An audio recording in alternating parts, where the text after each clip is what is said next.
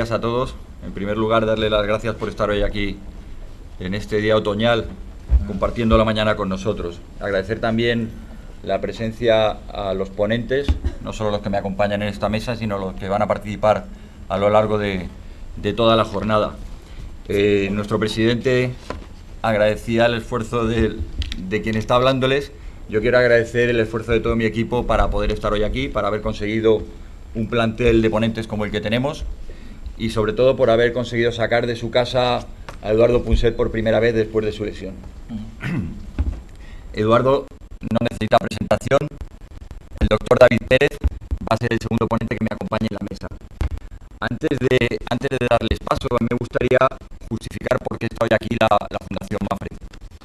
No se trata de una decisión personal del director del instituto, sino simplemente de escuchar al mundo de la discapacidad. Tenemos en la primera fila pues al director de FEAPS, al director de Down, he visto a la directora de CENSE, pero se me ha escapado. Y lo único que hemos hecho para planificar todo lo que está aquí detrás en la transparencia a mi espalda es escuchar las necesidades de las asociaciones. Como comentaba la directora general, nuestro presidente juega un papel fundamental. Nosotros les hemos escuchado y una de sus principales demandas era esta.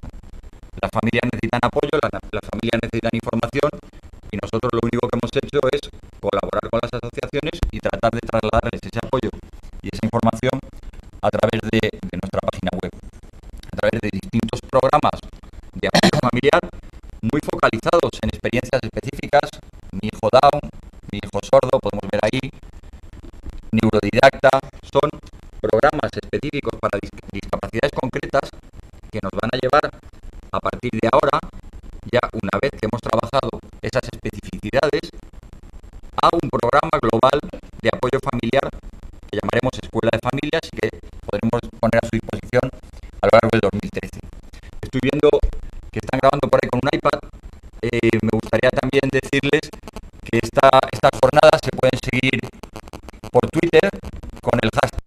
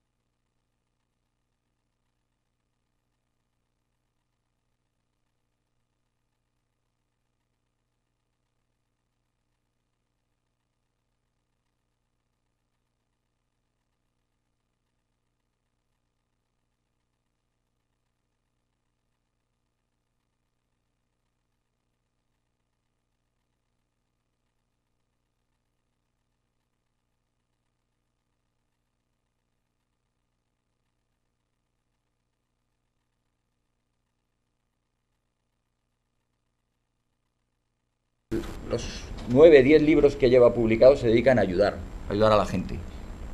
Y yo creo que es el papel fundamental que está desempeñando en los últimos años de su publicación, de su trabajo. El poder, a través de esa divulgación científica, a través de ese programa en la web de apoyo psicológico online, el ayudar a la gente, el tratar de que la gente sea más feliz. Yo me quedaría hoy con esa idea y mandar ese mensaje antes de que él nos hable de su libro, de este programa y de todo lo que ha visto en los últimos años. Eduardo, tienes la palabra. Mil gracias, Fernando. Esto, yo supongo que se oye bien, ¿no? Y que no hay necesidad de hacer cosas extrañas. Pero es verdad lo que estás diciendo, en el sentido que no ha sido por casualidad. Yo creo que uno de los descubrimientos de la ciencia, del laboratorio en el que trabajan compañeros y amigos míos científicos, el mayor descubrimiento casi no se ha hablado de él, y ha sido el de constatar que los índices de empatía, de solidaridad, de saber ponerse en el lugar del otro, estaban aumentando en contra de lo que todo el mundo creía, porque la primera impresión es la de decir: vivimos en un mundo cada vez más violento, menos empático, más interesado en su propio futuro, y en cambio los índices de empatía y los índices de violencia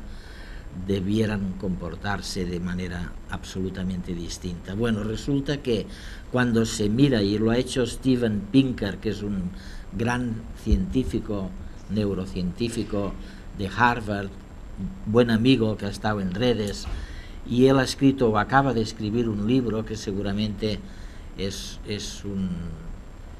una, ¿cómo se dice eso? Es una cosa que le doy gratis a los editores. Sería bueno traducirlo al español, pero es un estudio sobre demostrando cómo los índices de violencia están, a pesar de todas las guerras y de todos los líos, están disminuyendo, y los índices de empatía están aumentando. No solo eso, una de las cosas más impresionantes, y en este sentido, presidente, te tengo que agradecer nuestra amistad y nuestras conversaciones. Realmente ahora se está demostrando en el laboratorio que la gente se mueve, que se activan más neuronas en su cerebro cuando se trata de lograr objetivos caritativos o empáticos o generalistas o psicológicos, que cuando se trata de saciar el hambre, el sexo o la sed. Es muy curioso, pero es la primera vez que descubrimos esto, y solo así se podría explicar razonablemente experimentos como el vuestro, presidente y Fernando. O sea, eso yo diría que el aprovechamiento de esta ampliación que nos ofrece la tecnología, de esta ampliación mental, es fantástica y que está toda por hacer. Por ejemplo, unos amigos míos que conozco bien, norteamericanos e ingleses, han participado en un experimento que seguramente conocéis, en el que se dividió a unos ratones en dos grupos. Los unos se pusieron al cuidado de una madre muy cuidadosa, muy afectuosa, que les lamía todo el rato, diciendo lo majos que eran, y en cambio había otro grupo de ratones en que ocurría exactamente lo contrario: una madre fascinerosa que no se ocupaba para nada de sus hijos, que no les lamían la vida. Bueno, el resultado es que el segundo grupo ha vivido muchos menos años, mucho menos tiempo que el primer grupo que habían contado con los mimos. O sea que hemos descubierto a nivel de ratón, pero también a nivel humano y a nivel empresarial, y eso es lo que nos abre perspectivas de colaboración impresionantes.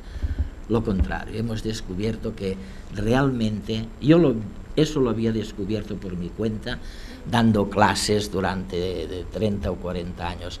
Debo tener ahora 70 y tantos, 75 o 76.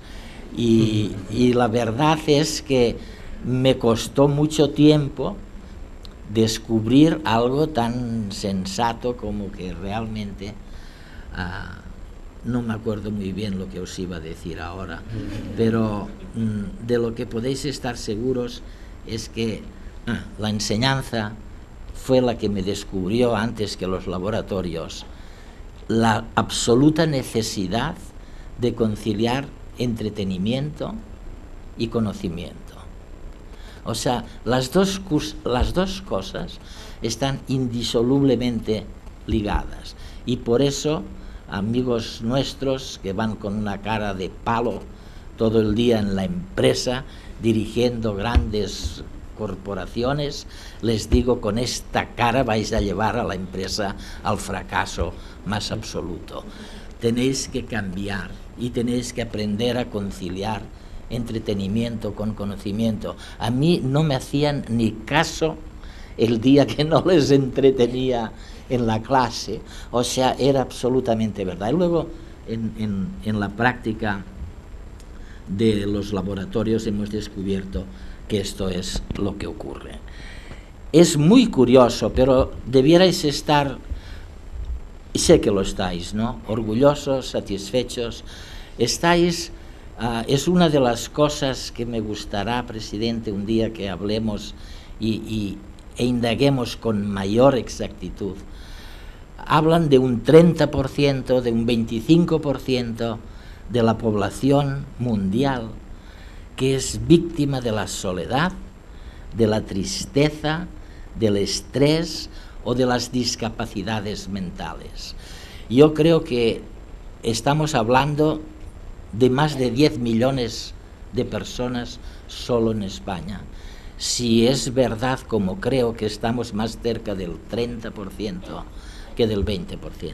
Pero en materia de discapacitados, por ejemplo, es el 10%, prácticamente.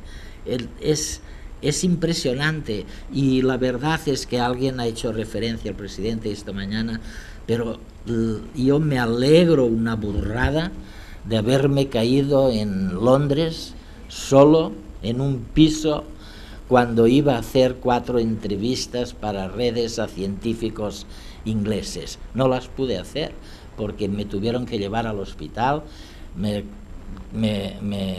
certificaron que tenía una ruptura de peroné y la otra, y la tibia, y que no podría moverme en muchos meses. Y la verdad es que es la primera vez que me puedo mover, llevo 1 mes y medio, pero me ha hecho recapacitar, y es verdad que me he acordado de las discapacidades mentales que afectaban, y físicas, que afectaban a la gente. Que mi padre, que era médico rural en un pueblecillo del Priorato, tenía que atender debajo de un puente, y era algo de lo que no te dabas cuenta cuando lo estabas mirando, pero que con 76 años de recuerdo te das cuenta, sientes en tu carne, en tus sentimientos, lo mal, lo desamparados que estaban los discapacitados en un país como este. ¿Qué ha hecho falta para que se produzca este cambio? Bueno, yo creo que una de las cosas, de nuevo, sobre las que casi nada se dice, ha sido la decisión de hablarse disciplinas distintas. O sea, por primera vez, yo lo he visto porque mi padre era médico y hacía la medicina general en un sanatorio psiquiátrico, en un manicomio que llamábamos entonces, y no se hablaban, los psicólogos no se hablaban con los médicos, y los médicos no se hablaban con los psiquiatras, y los psiquiatras no se hablaban con los neurólogos. Ha ocurrido de pronto, gracias a Kandel y a una serie de científicos que venían o que procedían, gran parte de ellos, del mundo psicológico, los que han conseguido que se hablen, y ahora estamos contemplando los efectos benéficos, insospechados, de este simplemente hablarse entre disciplinas que eran desconocidas unas de otras. Uno de los grandes retos que tenemos es el utilizar esta capacidad mental que estamos descubriendo y que no utilizamos.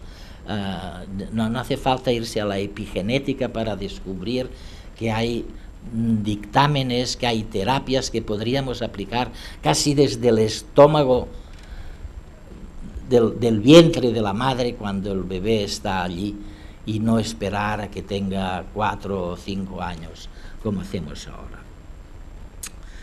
O sea, el primer requisito ha sido la generalización del vocabulario, el poder hablarse de una disciplina a otra. ¿Cuál es la segunda cosa que yo veo que ha tenido una importancia enorme? Pues ha sido, lo has mencionado, con las políticas de prevención. Ha sido el colapso provocado por la generalización inevitable, legítima, necesaria de las distintas prestaciones sociales. Está muy bien darle a catalanos y catalanes lo mismo, pero en el caso de las prestaciones sanitarias, por ejemplo, eso puede provocar el colapso del suministro de esas prestaciones, a menos que seamos muy atentos en las políticas inexplotadas de la prevención social. Tenemos de alguna manera que disminuir la demanda futura, mermar la demanda futura de esas prestaciones sociales. Y eso solo lo podemos hacer mediante las políticas adecuadas de prevención social. Y en eso estáis y en eso habéis acertado una vez más.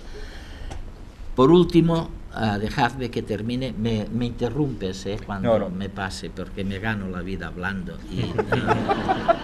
Para eso te hemos invitado. Eso.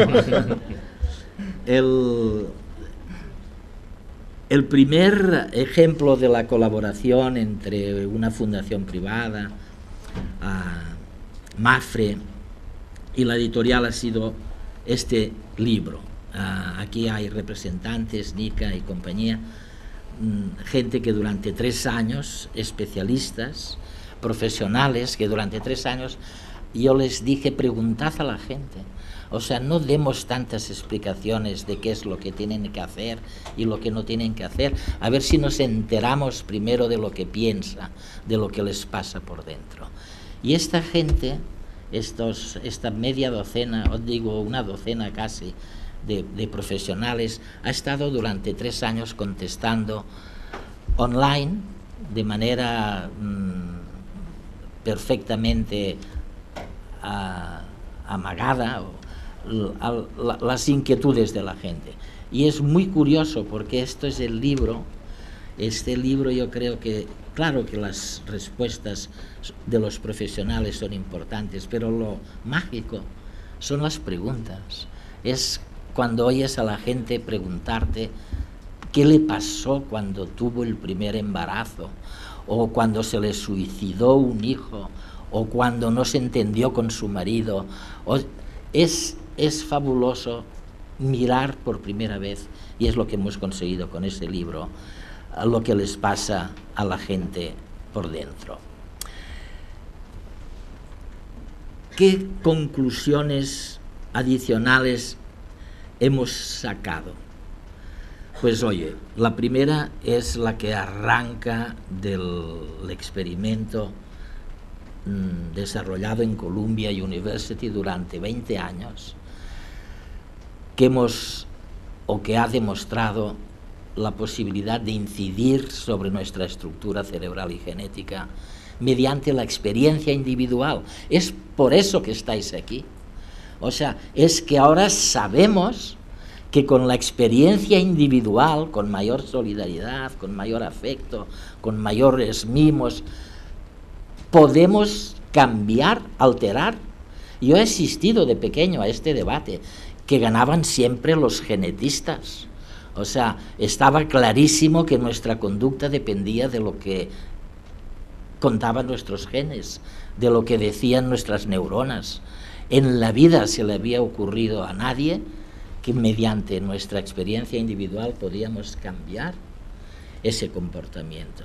Y este ha sido el primer estudio que habéis visto seguramente todos, porque lo hicimos, lo repetimos en redes, lo había repetido antes la BBC, y se hizo en Columbia, en donde Michel, un neurólogo, estuvo tomando fotografías todo el rato de niñas o niños dejados solos en sus aulas, porque la maestra les decía, te dejo aquí un caramelo, si no te lo comes, si resistes tus instintos primarios durante los 15 minutos que voy a estar fuera, cuando yo regrese, te vamos a dar un segundo caramelo. Y bueno, y veías de todo, veías a la niña que se daba la vuelta para no ver el caramelo y sufrir menos. Es uno de los grandes descubrimientos que tuvimos, o sea, la poderosa influencia de los instintos en la edad más tierna. Es tremendo. O sea, es que, bueno, había quien no podía resistir y cogía el caramelo y lo lamía y lo volvía a dejar para ver si engañaba a alguien, ¿no? Allí descubrimos sencillamente que en promedio, en ciencia no hay que olvidar nunca eso, que en promedio el que sabía gestionar sus instintos cuando tenía 5 años, cuando llegaba a la adolescencia, no le afectaba la drogadicción, ni la bebida, ni el desconcierto. Es tremendo eso, pero cuando me dicen lo que hay que hacer, lo primero es eso. Y este es un descubrimiento que acabamos de tener. La segunda cosa es algo con lo que yo también había crecido. A mí se me decía, cuando empezamos a descubrir la importancia de las emociones, que era un error el triturarlas, el apartarlas totalmente, la tristeza, la soledad, que eso no era bueno, convivir con ellas. Bueno, pues resulta que una de las cosas que hemos descubierto es que hay que aprender a gestionar incluso las emociones. No va mal un poquito de tristeza, un poquito de soledad, un poquito de cansancio. Eso alerta, te pone en estado real para poder gestionar mucho mejor tus emociones.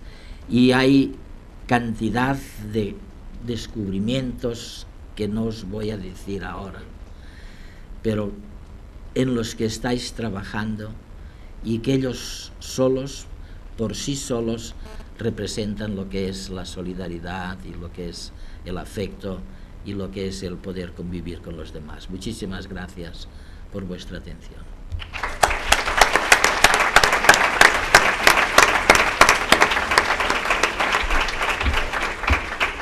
Muchísimas gracias, Eduardo.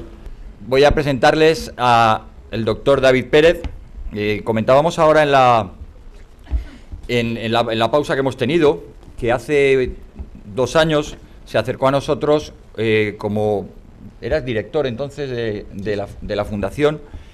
Ahora es director de la Fundación del Cerebro, director general de la Fundación del Cerebro, es jefe de neurología del Hospital de Parla.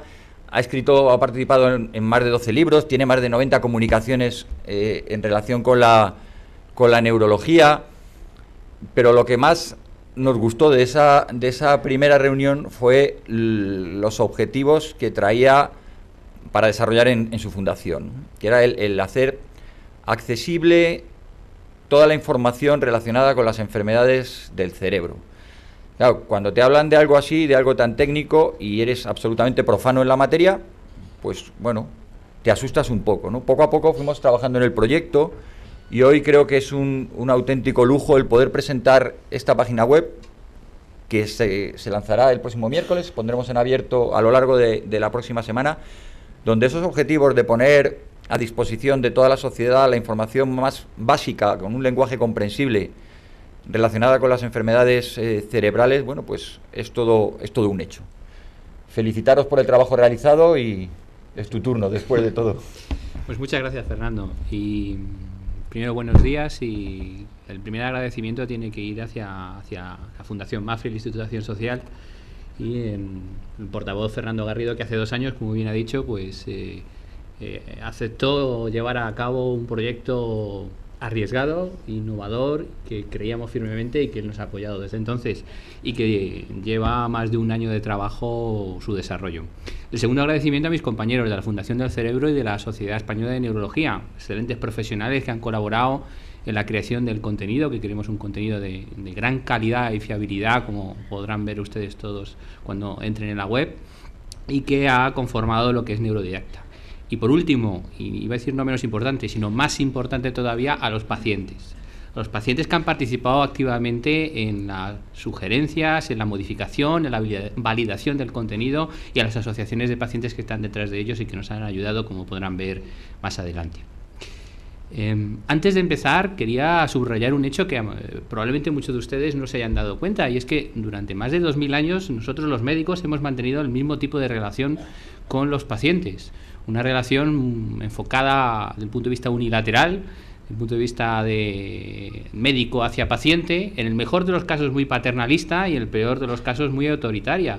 De tal manera que de alguna manera los médicos hemos ejercido un despotismo ilustrado, en forma de que todo para el paciente pero sin el paciente, ¿no? Pero esta forma de relacionarnos, que ha durado más de 2000 años, pues ha cambiado.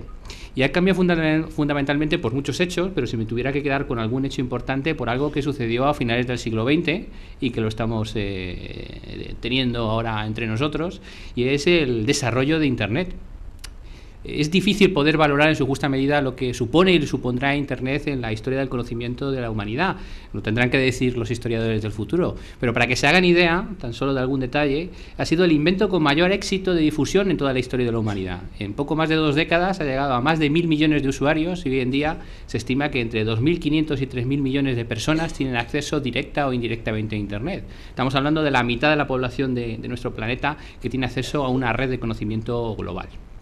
Pero quizás el impacto importante sobre la sanidad y sobre la salud tuvo lugar hace muy poquito, hace un poco más de un lustro, desarrollando lo que se conoce como Web 2.0, o la traducción a Medicina de Salud 2.0, que tuvo lugar, pues el concepto se desarrollaba a partir de una conferencia de Tim O'Reilly, un gurú de las nuevas tecnologías norteamericano, que en el 2004 pues desarrolló este concepto en el sentido de que una red de millones de usuarios se interrelacionaban, se conectaban, generaban contenido, y a modo de iceberg aparecía una inteligencia colectiva que nos ayudaba a todos, ¿no? El ejemplo claro de Wikipedia como obra clave del conocimiento humano, y que antes nunca se había podido producir algo semejante.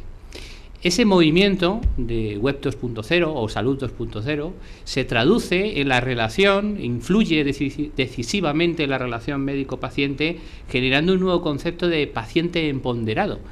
¿Qué es eso? Pues estamos hablando de un nuevo paciente, un paciente activo, con búsqueda activa de información sobre su problema de salud, y que se responsabiliza sobre las decisiones que tiene que tomar.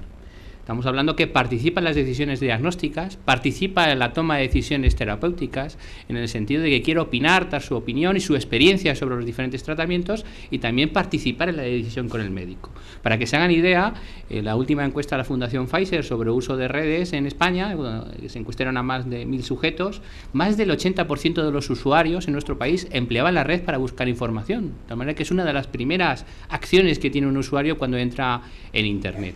Además, cuando analizamos, eso es un dato muy interesante en esta encuesta, la mayoría de los sujetos que buscan información, casi el 40%, lo realizan después de la consulta del médico. ¿Qué quiere decir esto? Que el canal tradicional de información del médico al paciente es insatisfactorio, porque no resuelve las dudas ni los problemas que tiene el sujeto una vez que se le da consulta. Hay muchos porqués, ¿no? ¿Por qué sucede esto, no? Sabemos que las consultas son situaciones de alto contenido emocional y es difícil poder transmitir información. Sabemos que son cortas y por eso necesita añadir un nuevo canal de comunicación que supla a lo que tenemos en este momento.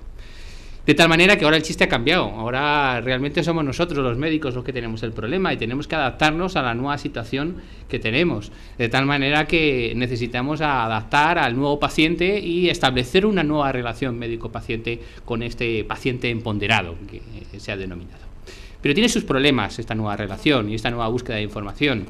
En una reciente encuesta del Observatorio Nacional de Telecomunicaciones, realizada por el Ministerio de Industria, que se ha publicado pues hace poco más de un mes o 2 meses, que se preguntaba al usuario que utilizaba la red si era fiable la información, y como pueden ver ustedes, Internet es el canal menos fiable. Obviamente el canal más fiable para el paciente y para los familiares es el médico y el profesional sanitario. Casi el 90% de los que participan en esa comunicación establecen que es la información más fiable, y tan solo el 30% establece que Internet es fiable, de tal manera que tenemos un reto y un problema importante ahí. Fíjense que hasta los compañeros de trabajo, los familiares, son más fiables que la propia Internet, de tal manera que ahí hay un reto que tenemos que superar. Y además, si preguntamos qué otros problemas genera, no solamente la fiabilidad, sino la interpretación de esa información. De tal manera que es difícil poder acceder a información fiable y además interpretar adecuadamente, sabiendo si esa información va dedicada al paciente, va dedicada al familiar o va dedicada a otro profesional. De tal manera que, como pueden ver todos ustedes, hay una necesidad clara y evidente por parte de los usuarios de Internet. Más del 80% de los usuarios necesitan información sobre sus problemas de salud y formación adecuada sobre ella. Y además hay un problema que se añade a esto, y es que esta necesidad se ve enturbiada por la falta de fiabilidad y la dificultad en interpretarla. Y creemos honestamente que iniciativas como Neurodidacta, que ahora voy a presentar, pues puede ser una de las soluciones, uno de los paradigmas que puede romper esta falta de fiabilidad y de mala interpretación, y que puede ayudar a establecer un nuevo canal de comunicación y de relación en el siglo XXI. ¿Qué es Neurodidacta? Pues Neurodidacta nació hace ya 2 años como una idea, y llevamos más de 1 año de trabajo en desarrollo de contenidos mediante un proyecto desarrollado por la Fundación del Cerebro y la Sociedad Española de Neurología, con el apoyo del Instituto de Acción Social de la Fundación Mapfre. Y queríamos intentar encajar estos 4 campos que pueden ver ustedes ahí. Por un lado, queríamos tener a los mejores profesionales, y por eso contar a la Sociedad Española de Neurología con los grupos de estudios en las grandes patologías que queríamos incluir, que son las patologías neurológicas crónicas. Por otro lado, queríamos incluir a los pacientes, porque creíamos que era fundamental escucharles desde el principio hasta el final, como podrán ver, para que valoren, para que sugieran y para que validen esa información. Y además queríamos que no fuera simplemente informativa, sino que tuviera un carácter formativo, para que el sujeto que entrara pudiera tener una formación adecuada a su problema de salud y de alguna manera pudiera participar en la toma de decisiones sobre su enfermedad. ¿Cómo creamos el contenido formativo? Pues intentamos desarrollar una idea innovadora, en el sentido de que lo primero que hicimos fue preguntar a pacientes reales, a las asociaciones de pacientes de enfermedades neurológicas, Parkinson, Alzheimer, esclerosis múltiple, enfermedades neuromusculares, esclerosis lateral amiotrófica, que preguntaran a los pacientes qué sugerencias, qué temas de inquietud tenían ellos, porque muchas veces los profesionales, en nuestra idea de qué es lo que le puede interesar al paciente o a la familiar, no tiene nada que ver con lo que realmente es el problema para ellos, ¿no? Y con ese conjunto de sugerencias, de tormenta de ideas de los pacientes, las llevamos a los profesionales, a la Sociedad Española de Neurología y a sus grupos de estudio, para que desarrollaran un contenido formativo específico adaptado a esas sugerencias. Y finalmente volvió ese contenido formativo a las asociaciones y los pacientes, para ver si realmente el contenido que habían desarrollado mis compañeros era práctico, por un lado, y por otro lado huía de tecnicismos innecesarios, que lo que hace es que dificulta la interpretación. Con todo ello, creamos 6 grandes comunidades temáticas en el portal: ictus y enfermedad cerebrovascular, epilepsia, enfermedad de Alzheimer y otras demencias, enfermedad de Parkinson y otro tipo de trastornos de movimiento, el gran capítulo de las enfermedades neuromusculares y esclerosis múltiple y enfermedades desmielinizantes. Con estos 6 grupos llegamos a más del 90% de los enfermos neurológicos crónicos del adulto, de tal manera que estamos hablando de una población de 1,5 millones de sujetos con enfermedades graves en nuestro país. Y en habla castellana, pues estamos hablando que se puede multiplicar por 4 o por 5. Cada área temática, cada comunidad tiene un muro específico donde colgamos la información de interés. ¿Qué información? Pues inicialmente los cursos modulables, que ahora comentaré cómo son. Por otro lado, tenemos la información realizada por el profesional a través del blog, donde se posicionan las diferentes novedades diagnósticas o terapéuticas y que los usuarios y los pacientes y familiares pueden opinar y comentar. Los recursos que tenemos, tanto en diapositivas como en nuevos temas en PDF para poder descargar, y lo más valorado, porque creíamos que el usuario debía valorar esos contenidos para decidir si era interesante o no interesante para el resto de la comunidad. Pero no solamente esa información está ahí, sino queríamos organizarla en módulos para que el usuario más proactivo pudiera participar de una formación específica, de tal manera que a modo de curso el usuario interesado en las enfermedades cerebrovasculares pudiera realizar un curso completo, empezando por el primer módulo, con un contenido, con unas lecciones, un contenido muy visual, para que el sujeto tuviera una formación específica en ese ámbito, incluso autoevaluable, para que el sujeto pudiera ver si realmente había podido llegar a los conocimientos importantes en ese área de conocimiento. No obstante, todos esos módulos de formación también podían ser descargados, se pueden descargar en texto, o en diagramas, o en diapositivos, porque creíamos que el mundo del asociacionismo, pues en muchos lados, pues a veces hay dificultades para acceder a internet y no tenerlo online, y podía ser descargado en offline, y como he comentado previamente, también el usuario podía hacer un test autoevaluable para todo lo demás. Todo el contenido que hay en la red es, por supuesto, libre, gratuito y puede accederse sin ningún tipo de registro, y eso es importante. Pero también da la posibilidad a la página de registrarse. ¿Qué valor añadido ejerce el registro? Pues por un lado, el participar en ayudar a la comunidad para que identifique qué contenidos son los más de mayor valor añadido y puntuarlos. Además, también nos ayuda a comentar los blogs y el resto de las áreas para que nos proporcione su experiencia como paciente o como familiar de paciente. Y además, estos test que he podido ver, les he podido enseñar previamente, para hacerlos dentro de un ámbito y que sean autoevaluables, y si supera cierto límite, pues reciba una certificación. Creemos que la certificación no es más que simplemente acreditar que el sujeto ha pasado los diferentes módulos, y sirve de alguna manera un poco para potenciar que los usuarios se registren y que completen todos los módulos del área temática que le interesa en ese momento.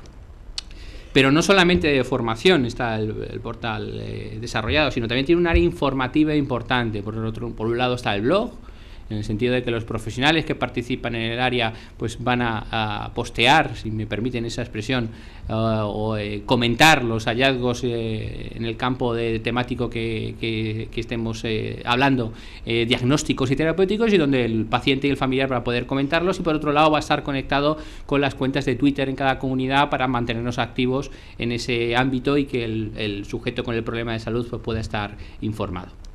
Termino ya. ¿Qué conclusiones podemos llevar de todo el desarrollo de Neurodidacta? Primero, que creemos que es el primer portal formativo gratuito que engloba dos cosas importantes. Primero, que está validado por pacientes reales. Ha sido el paciente a quien se le ha preguntado cuáles son las necesidades, y además esa información desarrollada posteriormente, esa información desarrollada posteriormente ha sido de nuevo validada para ver si había algún error. Y que además es fiable porque está acreditado, creemos, con los mejores profesionales, gracias a la relación que tenemos con la Sociedad Española de Neurología. Sinceramente creemos que podemos establecer un excelente canal de comunicación en la nueva relación médico-paciente, que podríamos denominarlo 2.0 o como ustedes quieren llamarlo. Muchas gracias por la atención.